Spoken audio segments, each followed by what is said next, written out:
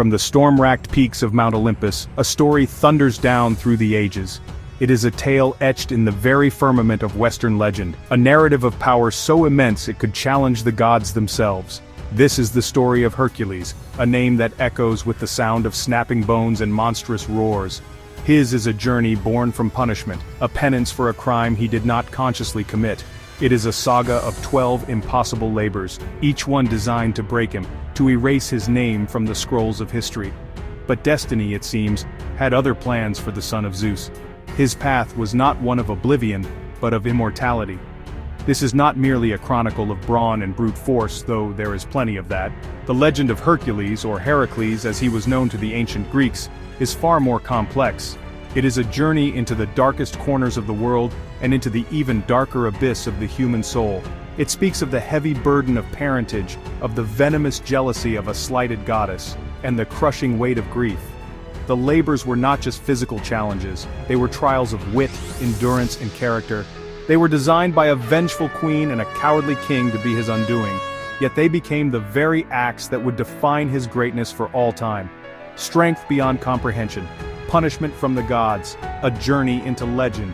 This is the story of Hercules, the greatest, most celebrated, and perhaps most tragic hero of Greek mythology. We will follow him as he is forced to complete 12 impossible labors, a sentence handed down to atone for a crime the gods themselves set in motion. He was a demigod, caught between the mortal world and the divine realm, beloved by his father Zeus, but despised by his stepmother Hera. Her relentless hatred would cast a long dark shadow over his entire life, driving him to the brink of madness and despair.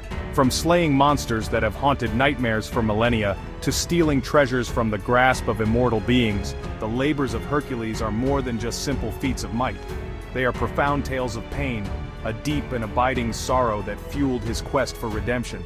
They are stories of perseverance against insurmountable odds, a testament to the indomitable will of a man who refused to be broken by fate, and ultimately, they are tales of destiny, exploring whether our lives are written in the stars or forged by the choices we make when faced with our own personal monsters.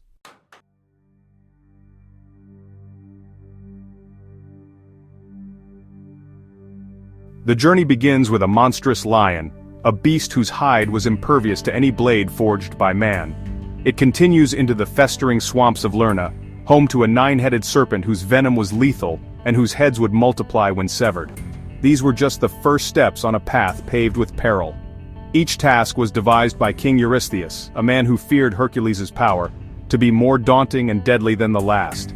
He commanded Hercules to capture a sacred golden-horned deer without harming it, a chase that would last an entire year and test the hero's patience as much as his speed.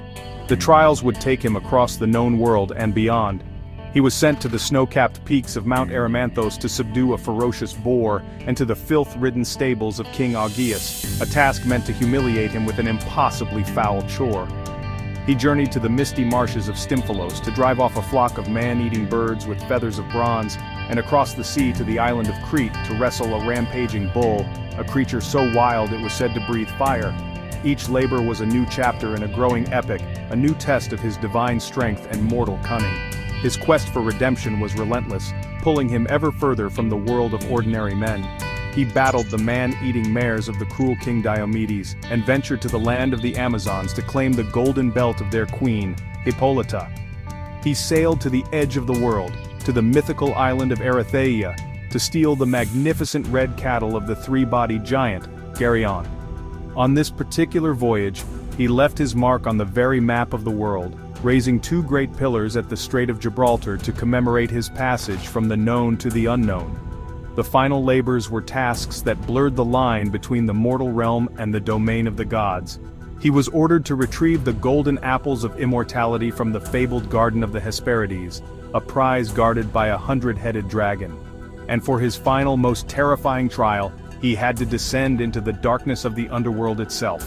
His mission was to confront Hades, the god of the dead, and bring back the monstrous 3-headed hound that guarded its gates, Cerberus.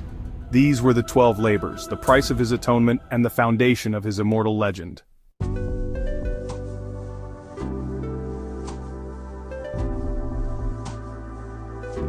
The story of Hercules' punishment begins not with a crime, but with his birth. He was born Alcaeus, but his name would later be changed to Heracles, meaning the glory of Hera, in a desperate and ironic attempt to appease the very goddess who sought his destruction. His father was none other than Zeus, king of the gods, a notorious philanderer whose affairs often sowed chaos in the mortal world. His mother was Alcmene, a mortal queen of Thebes, renowned for her virtue and beauty. To seduce her, Zeus disguised himself as her own husband, Amphitryon, who was away at war. From this divine deception, a child was born with strength that surpassed any mortal, a demigod destined for greatness and turmoil in equal measure. This divine parentage was both a blessing and a curse.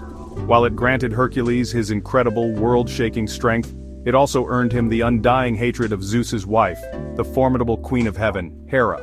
She was the goddess of marriage and family, and Zeus's constant infidelity was a source of perpetual rage and humiliation for her. Unable to punish her all-powerful husband directly, Hera redirected the full force of her celestial fury towards the offspring of his affairs. From the moment Hercules drew his first breath, he became the primary target of her vengeance, a living symbol of Zeus's betrayal that she was determined to erase from existence, no matter the cost. Hera's persecution began when Hercules was still just an infant in his crib. One night, as he and his mortal twin brother Iphicles lay sleeping, the goddess sent two monstrous serpents slithering into their chambers to kill the demigod child. It was the first true test of his innate power. While Iphicles screamed in terror, the baby Hercules awoke with a curious giggle. He reached out with his chubby hands, seized a snake in each fist, and with effortless strength strangled them both to death. When his parents rushed in, they found him playing with the limp bodies of the serpents, as if they were harmless toys. A chilling omen of the hero he would become, and the divine wrath he would face. This was only the beginning of Hera's campaign. She saw his survival not as a reason to relent, but as a challenge to her power, fanning the flames of her hatred even higher. Throughout his youth, she was a constant shadowy presence, subtly manipulating events to bring him misfortune and misery. She watched him grow, his strength becoming the stuff of local legend as he mastered every martial art and athletic discipline under the tutelage of Greece's finest mentors. But with every heroic deed he performed and every bit of fame he gained, Hera's resentment festered, and she waited patiently for the perfect moment to unleash a punishment from which he could never recover.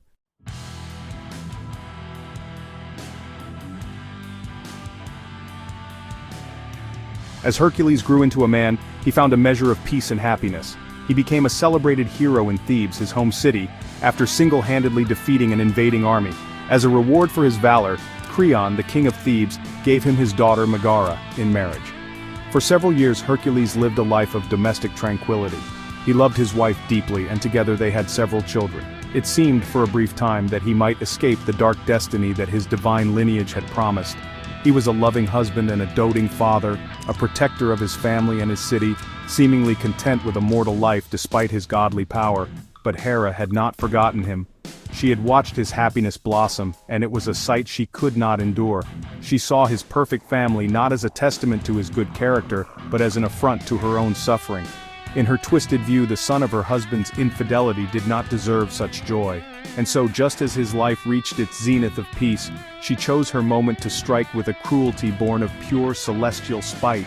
She decided she would not kill him with a monster or a physical weapon. She would destroy him from within, turning his greatest asset, his strength, into the instrument of his own unbearable sorrow. One fateful day, without warning, Hera inflicted a terrible curse upon the hero. She sent a fit of temporary madness, a divine illusion so powerful and so vivid that it warped his perception of reality entirely. In his mind, his loving wife and innocent children transformed into monstrous enemies, sent by his foes to destroy him. His home became a battlefield, and his family became grotesque figures of terror. Blinded by this God-sent rage and delusion, Hercules unleashed his full, unrestrained power upon the phantoms he saw before him. He fought with the ferocity of a cornered lion, convinced he was defending himself from a deadly attack. When the madness finally lifted and the divine illusion dissolved, Hercules awoke to a scene of unimaginable horror. The haze cleared from his eyes, and he saw not the vanquished bodies of monsters, but the still forms of his wife and children lying around him. The hands that had protected them, the strength that had been their shield, had become the weapon of their destruction. The silence of his home was broken only by his own anguished cry, a sound of such profound grief and despair that it shook the very foundations of the city. He had committed the most unforgivable of acts, and the weight of his guilt was a burden heavier than any he had ever lifted.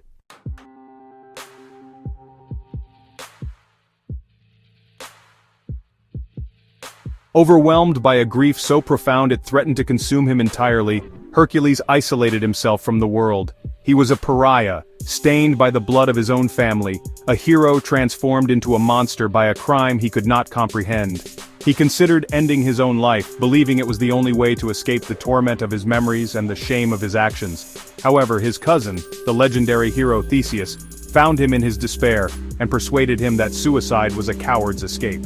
Theseus argued that Hercules must face what he had done and seek a way to purify himself, to find some form of atonement for the heinous, albeit unintentional, slaughter. Following Theseus's counsel, Hercules embarked on a pilgrimage to the most sacred site in all of Greece, the Oracle of Delphi. There, hidden within the temple of Apollo, the Pythia, a priestess who channeled the words of the god himself, would reveal his path forward. After performing the necessary rituals, Hercules stood before the oracle and pleaded for guidance, asking how he could cleanse his soul and find redemption for his terrible sin. The Pythia's prophecy was clear and absolute. It was a command directly from the gods, a sentence designed to test him to his very limits and beyond. The oracle decreed that Hercules must travel to the city of Tiryns and offer his services to his cousin, King Eurystheus. For a period of 12 years, he was to be the king's servant, bound to perform any task demanded of him, no matter how dangerous or demeaning. Eurystheus was a man known for his cowardice and his deep-seated jealousy of Hercules' fame and power. It was in fact Hera who had manipulated events years earlier to ensure that Eurystheus, not Hercules, would inherit the throne of Mycenae, giving him power over the hero. Placing Hercules under the command of such a man was a calculated humiliation, orchestrated by his divine tormentor. And so began the 12 labors of Hercules. King Eurystheus, goaded by Hera and terrified of his powerful cousin, devised a series of 10, later expanded to 12, impossible tasks.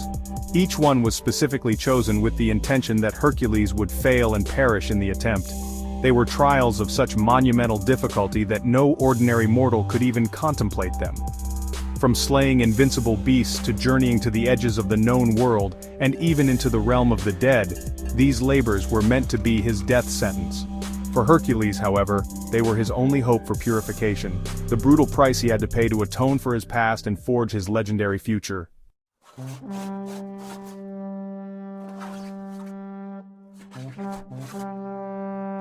Hercules faced his first labor slay the Nemean lion, a beast with skin no weapon could pierce. In Nemea he found a land paralyzed by fear, the lion's rampage leaving only carnage.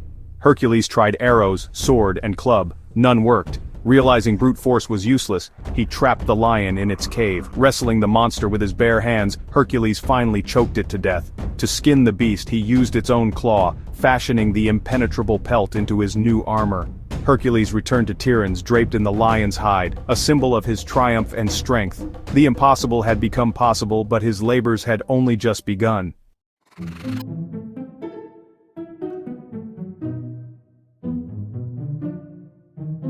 For his second labor, Hercules was sent to slay the Lernaean Hydra, a serpent with deadly breath and regenerating heads.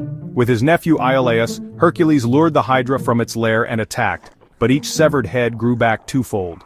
Hera sent a giant crab to distract him, but Hercules crushed it and pressed on. Iolaus cauterized each stump as Hercules cut, halting the regeneration. The immortal head was buried under a boulder, and Hercules dipped his arrows in the Hydra's toxic blood. The swamp was cleansed, but Eurystheus refused to count the labor, claiming Hercules had help. Still, Hercules emerged stronger, his legend growing.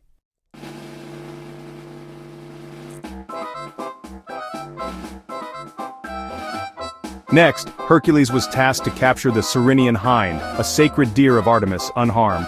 The hind was impossibly swift, and the chase lasted a year across Greece. Finally Hercules caught it with a precise non-lethal shot. Artemis confronted him, but seeing his respect, allowed him to complete the labor if the hind was released unharmed. Hercules returned the living hind to Eurystheus, proving his patience and skill. This labor tested not strength, but restraint and reverence. Hercules succeeded where brute force would have failed.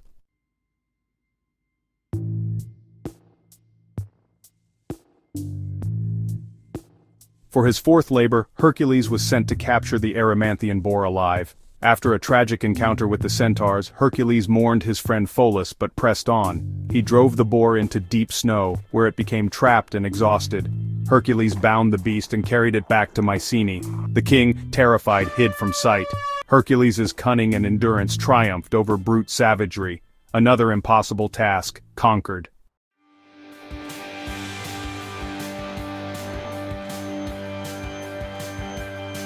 Next, Hercules was ordered to clean the Augean stables in a day, a task meant to humiliate. Using wit, he diverted 2 rivers to wash away decades of filth in hours. Denied his reward, the labor was disqualified by Eurystheus. For the 6th labor, Hercules faced the Stymphalian birds, deadly creatures with metallic feathers. With Athena's help, he used a divine rattle to flush them out, then shot them down with his poisoned arrows. Hercules completed the first half of his legendary trials, each labor more daunting than the last. His legend and the king's fear only grew.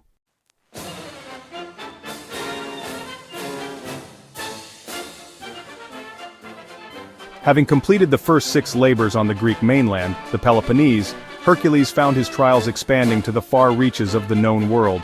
King Eurystheus, growing ever more desperate, devised a 7th labor that would take the hero across the sea to the island of Crete, a domain ruled by the powerful King Minos. The task was to capture the Cretan bull, a magnificent and ferocious creature that was laying waste to the island. This bull was no mere animal, it had a divine and troubled history. It was originally sent from the sea by the god Poseidon as a sign of favor for Minos, who had promised to sacrifice the beautiful creature to the god. However, King Minos was so captivated by the bull's stunning white hide and immense power that he decided to keep it for himself, sacrificing a lesser bull in its place. This act of hubris enraged Poseidon.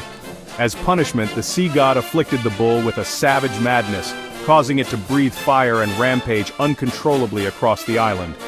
It destroyed crops, tore down city walls, and terrorized the people of Crete, becoming a symbol of divine retribution. Capturing this beast alive would require Hercules to confront not just a powerful animal, but the embodied fury of a god, a challenge that Eurystheus hoped would finally prove to be his undoing. When Hercules arrived on Crete and presented himself to King Minos, the king was surprisingly pleased to see him. He was eager to be rid of the monstrous bull that was a constant reminder of his own folly and disrespect to the gods. He granted Hercules permission to take the bull and even offered him assistance, but the hero, proud as ever, refused any help. He would face this challenge alone, relying only on his own strength and courage. He tracked the bull across the ravaged Cretan countryside, its path of destruction making it easy to find. The confrontation was a primal display of force, a battle between demigod and divine monster. The bull charged, its eyes glowing with rage and fire streaming from its nostrils. Hercules, with the invulnerable Nemean lion skin protecting him from its horns, met the beast head-on. He sidestepped its initial attack and seized it by the horns, digging his heels into the earth. There began a tremendous wrestling match, a titanic struggle of muscle and will. Hercules used his immense strength not to harm the creature, but to exhaust it, to break its wild spirit. After a long and arduous battle, he finally subdued the rampaging bull. He then famously rode the creature across the sea, all the way back to the shores of mainland Greece, a bizarre and legendary spectacle for any sailors who witnessed it.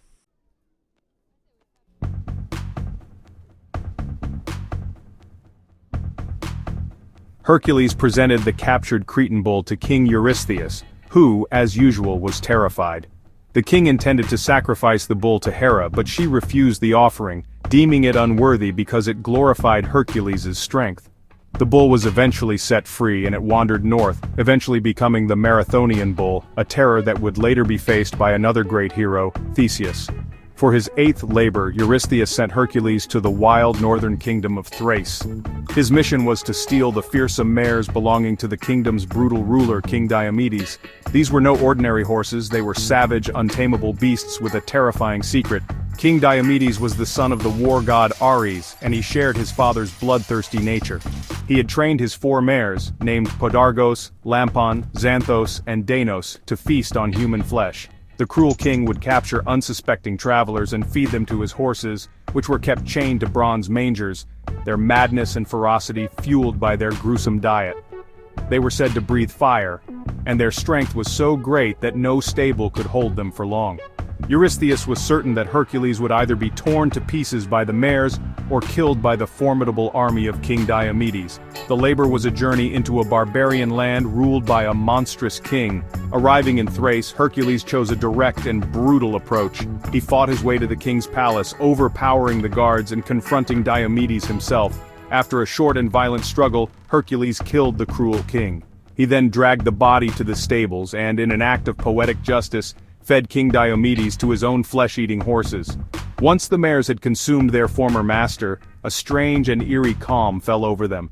Their bloodlust was satiated, and the savage madness that had defined them seemed to vanish. They became strangely docile, allowing Hercules to lead them away without resistance.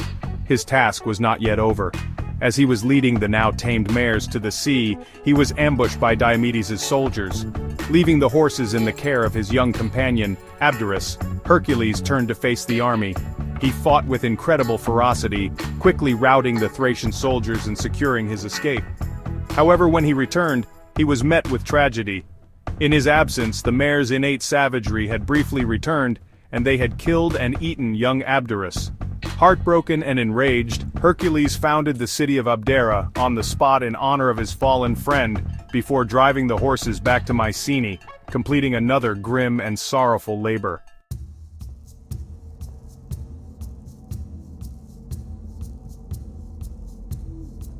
Upon Hercules' return with the mares, Eurystheus set the 9th labor, a task born not of necessity but of vanity. The king's daughter, Admete, had heard tales of a magical golden belt owned by Hippolyta, the queen of the Amazons.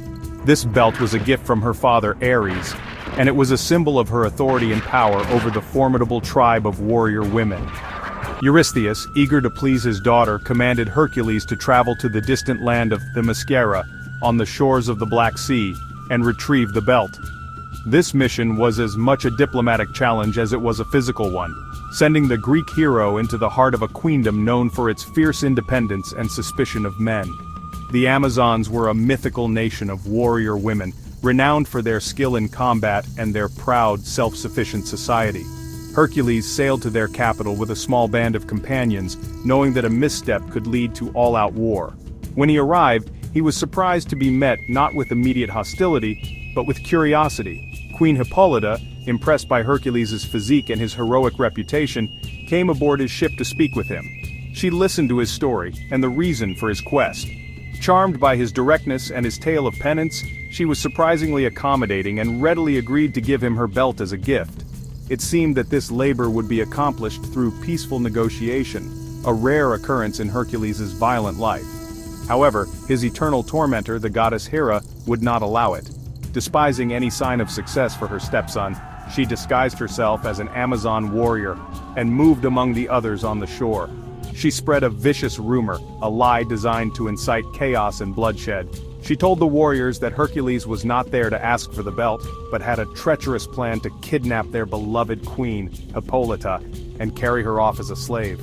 The Amazons, fiercely protective of their queen and their independence, were enraged by this perceived betrayal. Believing Hera's lie, the Amazons armed themselves and charged towards Hercules' ship, launching a full-scale attack. Hercules, seeing the warriors advancing with weapons drawn, instantly assumed he had been betrayed. He believed Hippolyta's offer of peace was merely a ruse to trap him and his men. In the confusion and heat of the sudden battle, he felt he had no choice but to fight his way out. He confronted Queen Hippolyta, and tragically, thinking she was responsible for the attack, he killed her. He took the belt from her lifeless body and fought off the remaining Amazon warriors, sailing away with his prize, but leaving behind a tragedy born from divine manipulation and misunderstanding.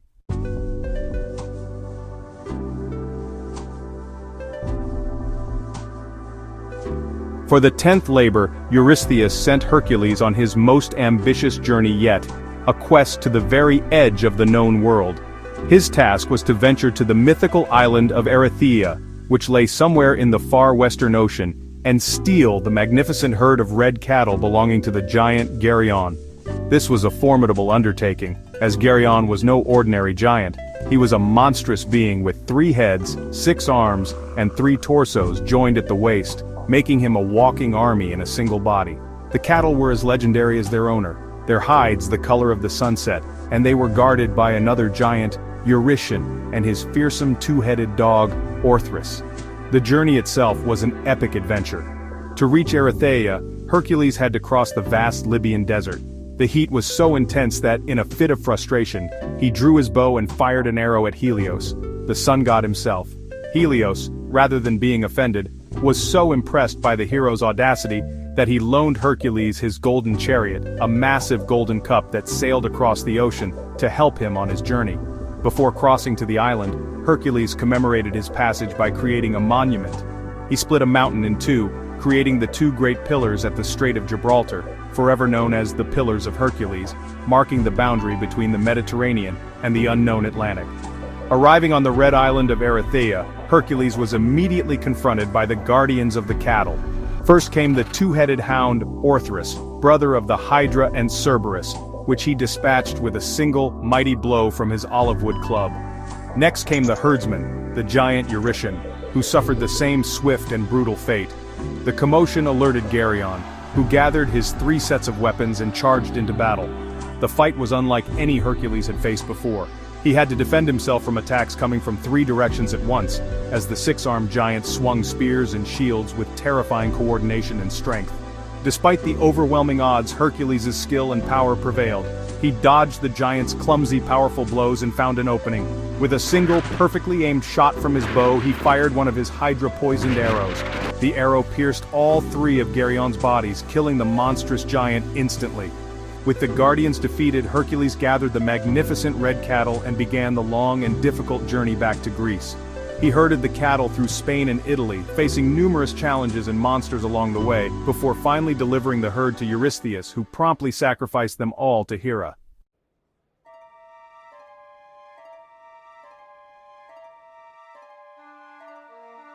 With only 2 labors remaining, Eurystheus devised tasks that would take Hercules beyond the mortal plane itself.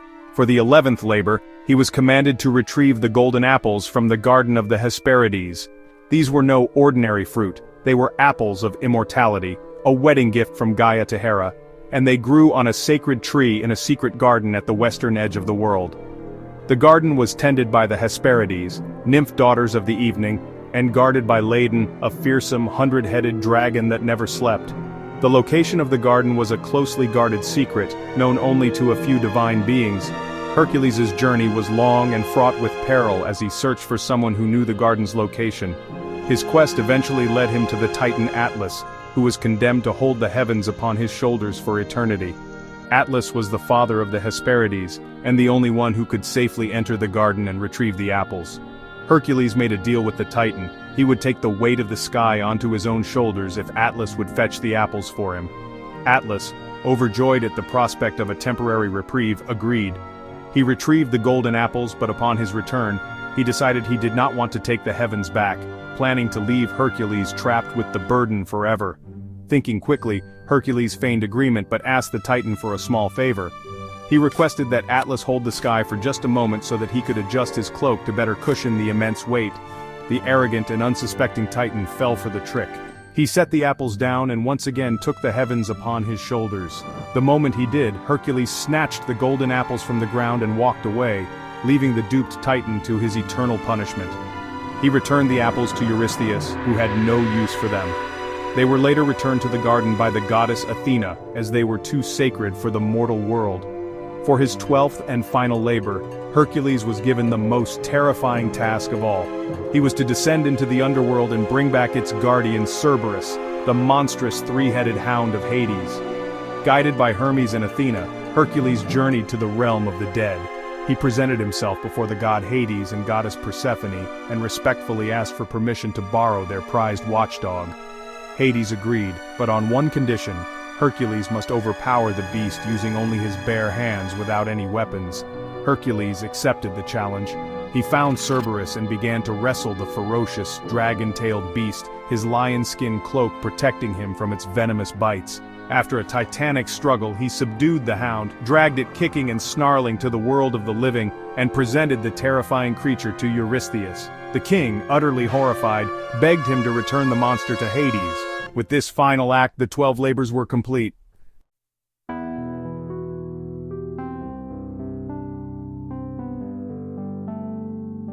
Having dragged the very hound of hell into the sunlight, Hercules had finally completed his 12 impossible labors. After a decade of relentless struggle, of battles against monsters, men, and the very forces of nature, his penance was paid. He stood before King Eurystheus, no longer a servant bound by divine decree, but a man purified through suffering. The king, more terrified of him than ever, had no choice but to declare him free. The weight of his guilt, the stain of his family's tragic death, had been washed clean by a torrent of heroic deeds. He had faced the vengeful machinations of Hera and the cowardly commands of a lesser man, and had emerged not broken, but forged anew in the crucible of his trials. His freedom, however, did not bring a simple life of peace. Hercules was a figure of immense power and fame, and his adventures were far from over. He would go on to sail with the Argonauts in search of the Golden Fleece, to wage wars, to found cities, and to love and lose again. His life remained a tapestry woven with threads of triumph and tragedy, a constant reminder that even for the greatest of heroes, the world is a complex and often sorrowful place. He was a force of nature, a walking legend whose very presence altered the course of history, drawing both admiration and conflict wherever he went. His story continued, a new chapter beginning where the labors ended. Yet for all his further adventures, it was the 12 labors that defined the core of his legend and secured his ultimate destiny. After a mortal life filled with more hardship and glory than a dozen ordinary men could endure, his final moments came through another act of deception and poison. He was tricked by his wife Deianira, who, fearing he would leave her, gave him a tunic soaked in what she believed was a love charm, but was actually the venomous blood of a centaur. The poison burned his flesh, causing him unimaginable agony. To end his suffering, he built his own funeral pyre and lay upon it, a hero choosing his own end. But this was not the true end. As the flames consumed his mortal body, his divine spirit was rescued by his father Zeus. He was raised up from the pyre and brought to the celestial heights of Mount Olympus. There, he was granted the ultimate reward, immortality. He became a god, taking his rightful place among the pantheon. In a final, remarkable twist, he was even reconciled with his lifelong tormentor Hera. She, who had driven him to madness and haunted his every step, finally relented. She adopted him as her own son and gave him her daughter Hebe, the goddess of youth, as his immortal wife, bringing the epic cycle of vengeance and suffering to a close.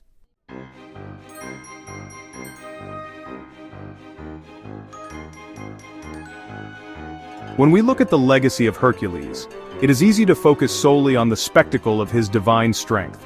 We see the hero who could strangle a lion, hold up the sky, and wrestle the guardian of the underworld into submission. His name has become a synonym for overwhelming power, a benchmark against which all other feats of might are measured. The 12 labors, with their menagerie of fantastic beasts and epic journeys, can seem like a simple series of adventures designed to showcase this physical prowess. They are tales of muscle, of shattering clubs and poison-tipped arrows, a celebration of the raw, untamed force that was his birthright as the son of Zeus. Yet to see only the brawn is to miss the true depth of the character and his story.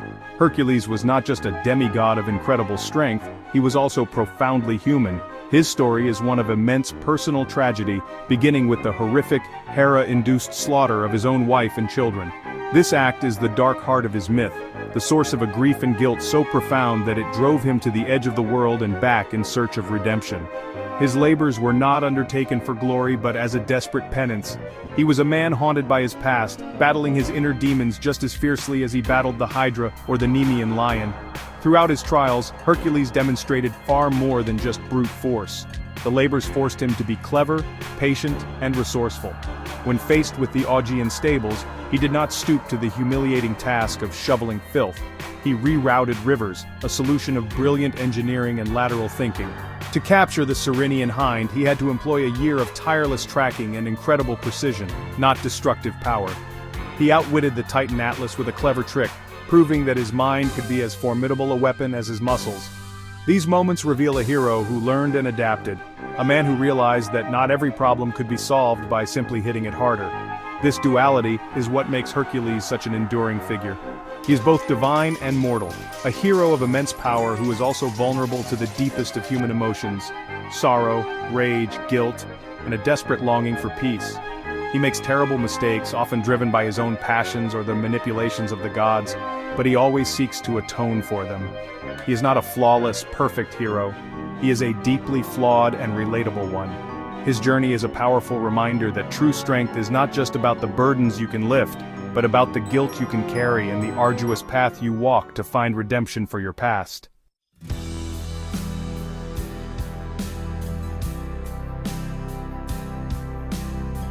The 12 labors of Hercules are more than just a collection of ancient myths. They are a powerful and timeless metaphor for the human condition. Each labor represents a different kind of struggle, a different type of monster that we all must face in our own lives. The Nemean lion, with its impenetrable skin, symbolizes those seemingly impossible problems that resist all our initial conventional efforts. It teaches us that when our usual tools fail, we must find a new approach, relying on our own innate strengths and a willingness to get our hands dirty. It is a lesson in adaptability and the courage to face a challenge on its own terms, not ours. The Lernaean Hydra, with its regenerating heads, is a perfect allegory for those persistent, recurring problems that seem to grow worse the more we fight them. It could represent a bad habit, a recurring personal conflict, or a systemic issue that defies simple solutions. The myth tells us that simply cutting away at the problem is not enough. We need a more fundamental approach. We need the fire of a new perspective or the help of a trusted ally, like Iolaus, to cauterize the root of the issue and prevent it from growing back stronger than before. It is a powerful narrative about the futility of fighting symptoms instead of the underlying cause. The labors also explore the full spectrum of human hardship. The Augean stables represent the overwhelming, undesirable, and thankless tasks we must sometimes undertake. The Cyrenaean hind speaks to challenges that require patience and delicacy, not force. The journey for the apples of the Hesperides is a quest for wisdom or enlightenment, guarded by our own inner dragons, and requiring us to trust others, even at great risk. The final descent into the underworld is the ultimate confrontation with our own mortality, the fear of death itself, which Hercules faces not by destroying it, but by wrestling with it and bringing it into the light of understanding. Ultimately, the story of the labors is a story of perseverance.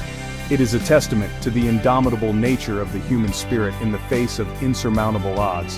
Hercules is handed 12 death sentences, 12 reasons to give up and despair. Yet with each one, he finds a way not just to survive, but to triumph. His journey symbolizes the profound idea that we can conquer the monsters that plague our world and our minds. It tells us that suffering can be a catalyst for growth, and that through enduring hardship, we can achieve a form of redemption, transforming our greatest pains into our most defining and heroic legacies.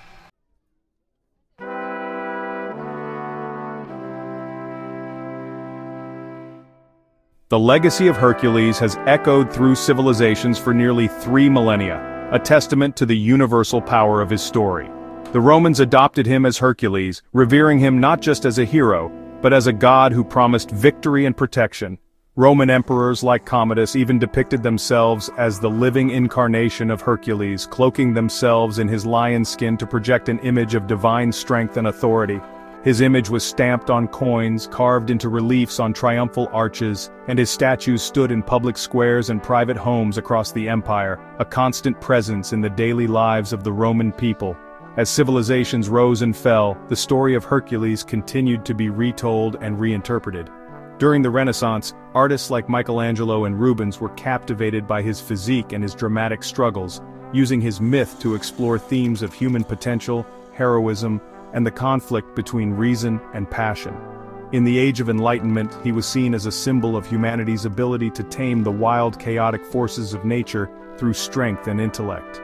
His labors became allegories for scientific discovery and the civilizing mission of mankind, a hero who brought order to a savage world through his heroic actions.